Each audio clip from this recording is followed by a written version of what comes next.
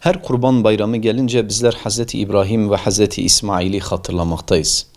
Hazreti İbrahim Allah'ın emrine binaen kendi çocuğunu Allah yolunda feda eder. Hazreti İsmail de Allahu Teala'nın emrine, bu emre binaen kendini Allah'a teslim eder. Rabbimiz bu meseleyi Kur'an-ı Kerim'de Safat suresinde bizlere şöyle beyan eder.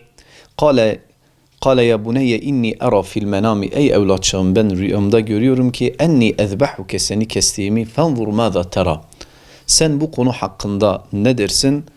Kale ya ebeti if'al ma tu'mer, ey babacığım emrolunduğunu yap, seteciduni inşaallahu mines sabirin, İnşallah sen beni sabredenlerden göreceksin.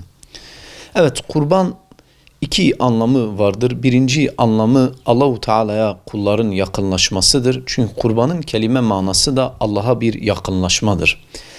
Kul Allahu Teala'ya vereceği kurbanla yakınlaşıyor. Bir diğer anlamı ise toplumsal olarak Müslümanlar arasındaki kardeşliğin pekişmesine sebep olur.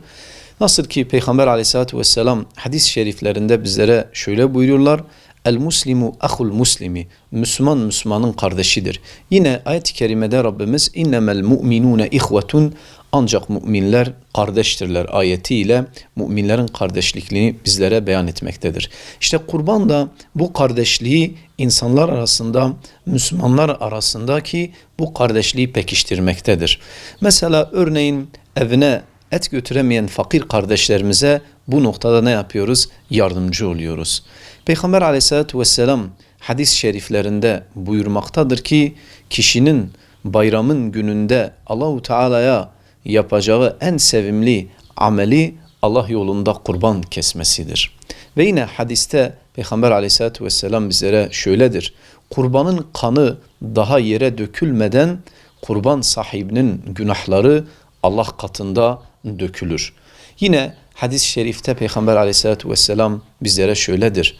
Kur'an'ın her bir tüyü ile, her bir kılı ile ve onun boynuzları ile kişi için bunların her biri kişiye kefaret olur, onun günahlarına silinmesine vesile olur. İşte aziz kardeşlerim, günahlarımızın silinmesine vesile olan kurbanlarımız noktasında ehemmiyet göstermemiz gerekmektedir.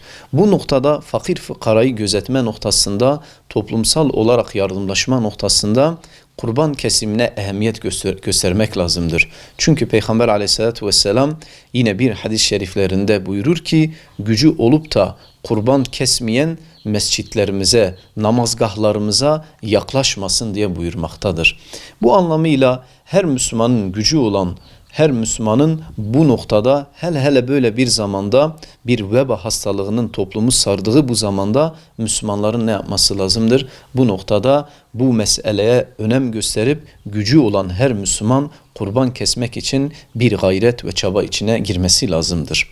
Tabi kurbanın kesimi iki hükmü vardır. Birinci hükmü sünnet-i müekkededir Şafii mezhebinde. Hanefilerde ise vaciptir.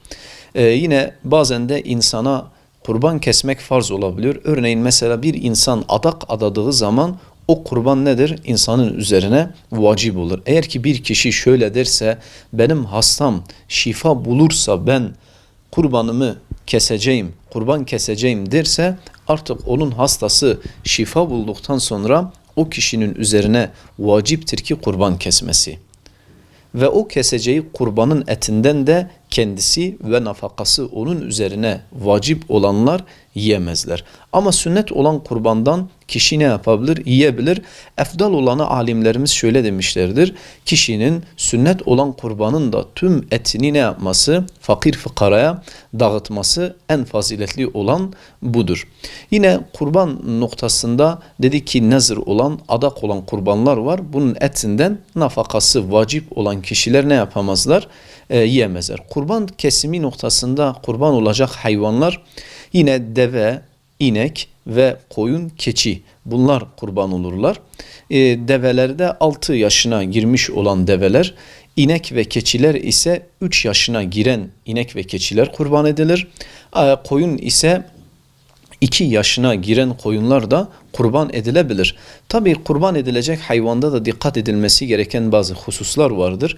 Özellikle hayvanın etinden eksiltecek bir ayıbın hayvanda olmaması gerekir. Örneğin mesela gözünde bir körlüğün olmaması lazım. Onu otlaklıklarda diğer arkadaşlarından geride bırakacak bir körlüğün oluşmaması lazım. Hayvanda sakatlığın olmaması lazımdır. Aynı şekilde hayvanın yaşlılığından veya zayıflığından dolayı eğer beyni gitmişse o hayvanda ne olmaz? Kurban olmaz. Ve hayvanın kuyruğundan kesilme varsa, kulağından kesilme varsa bu hayvan da kurban olmaz. Ama eğer ki hayvanın kulağında bir kesiklik, bir yarılma varsa o hayvan kurban olur ve yumurtalıkları alınan hayvanlar vardır. Boynuzu kırık olan hayvanlar vardır. Bunlar kurban olabilirler. Ama bunun dışındaki kalan hayvanlar salim dediğimiz etinden eksiltmeyen hafif ayıpları olan hayvanlar ne olabilir? Kurban olabilir. Dikkate almamız gereken önemli nokta hayvanın etinden eksilme oluyor mu? Olmuyor. Bu noktayı dikkate almamız gerekir.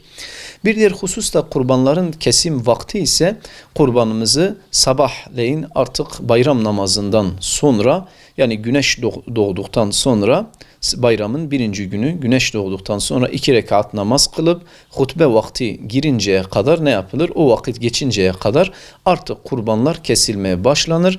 Ta bayramın 4. günü güneş batımına kadar bu şekilde kurbanlarımızı kesebiliriz.